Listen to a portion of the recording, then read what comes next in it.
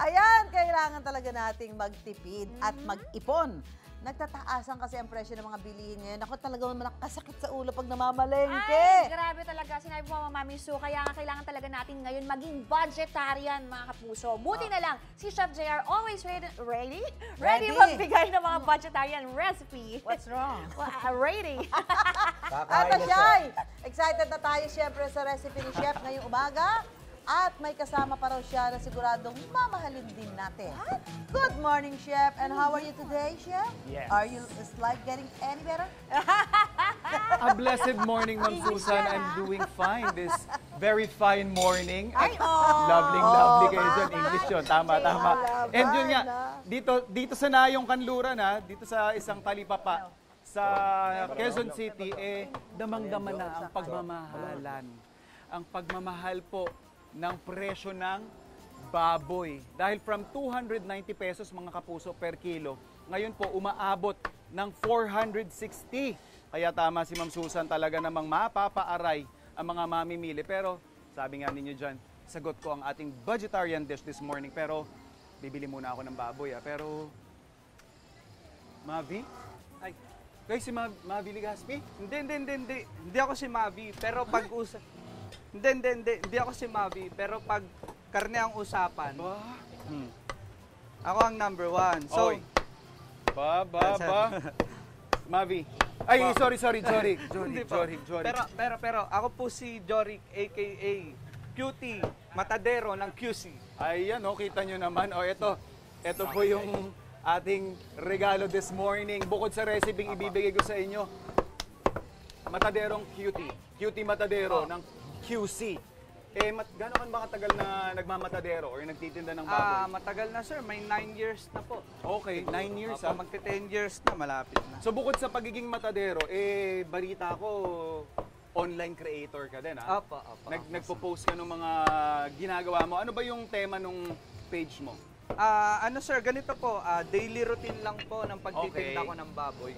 Yan, Alright. tapos pakikipagkapwa-tao lang sa mga customer, sir. Parang ako lang din ngayon, Opo. nakikipagtsikahan sa mga suki mo. Opo. Nakakatulong ba yung paggagawa mo ng content, yung pagiging, kumbaga, visible mo online sa orders Opo, na sir. nakukuha mo? Oo, malaki po yung impact. Talaga? Opo. Kumbaga marami po yung umorder sa akin ngayon through online. So pinapadala na lang siya via Lalamove, Oo. ganyan. So mga ganong couriers na lang, so pwede po kayong umorder. Jorik, ngayong nagtataasan na yung presyo, ano naman yung masasabi mo? Yun po, control lang sa karne. Okay. Tapos, yun, diskarte na lang po, sir. Much better. Ito, tulad nito, kung magsisigang tayo, may Okay. mga buto-buto. Alright. O sige, Jorik, since sabi mo, diskarte ang usapan, pa-order nga ako ng siguro pwede nating lutuin kasi bahala kong magluto ng Sir? ginisang baboy na may sitaw at saka talong. Wow. Pwede mo nga, po. pa-order nga ako ng Opo, kwan? sige, sir. Ayan Wait lang, sir, ha? Ayan, Balot ko lang to. Ayan. Paspasan ng galawan ni Jorik So, Kita nyo. eto, Alright. Ayan na. Tinadtad na po. So normally pag ikaw ang nagluluto, anong madalas mong gamitin? sir. Ito, sir, kasim, kasi malambot to, sir. Asim. Okay. Tara, Jorik. Okay po. Dali na Sige natin po. yan. Okay po, okay po. Okay, eto. Siyempre, bukod dun sa mga recipes na binibigay natin, bibigyan din tayo ni Jorik ng mga tips, mga kapuso, kung paano pa natin may extend, no? Apa. Or paano pa natin mapapasarap yung ating mga niluluto. O eto, sabi ko sa inyo, ginisa, meron tayo ditong cut ng baboy. Siyempre, nakapag-prepare na tayo ng ating pre-cook, ika nga. Ano naman mga reaksyon ng mga mamimili kapag nakikita kanilang Mavi Ligaspi yung nagtitinda sa kanila? Ayun, sir, wala. Nagtatanong lang kung anong pangalan, ganyan. Siyempre, minsan nahihiya, nagtatanong kung may asawa or wala. Sabi ko, siyempre, meron. Siyempre. O, ito yung ating baboy. Bali, ginisa. So, definitely, kailangan, ako personally, mas gusto ko na inuuna yung aking protein or yung baboy. In this case. Tapos, lalagay lang natin yung ating bawang and yung ating sibuyas. Pag sinong nagluluto sa inyo, ikaw o si Mrs.? Si Mrs. madalas. Kasi busy na ako sa palengke. Okay. Siya talaga. So buong araw, sabi mo 9 years ka na sa palengking or dito lang sa baboy? Sa baboy lang po. Pero mula pagkabata, sir, sa isdaan talaga ako. Okay. Family business namin isda eh. Yun yung talagang kinalakihan mo rin talaga, ano? So after natin igisa yung ating baboy, nilagyan natin ng bawang sibuyas, isusunod ko na yung ating talong. Medyo lulutuin lang natin to ng for few minutes. And then season na natin ng ating soy sauce. Yan. Ginisa lang, di ba? I mean, eto, sitaw at saka talong yung gamit natin. Pero mga kapuso, pwede nyo po yung isubstitute nung ma-strip ninyo. Pwede nyo palitan yan ng kalabasa. Ikaw ba, anong may titip natin? Oh, yun, sir. Kung ano po yung available. Yun, mas tama. maganda. So, yung ating sitaw.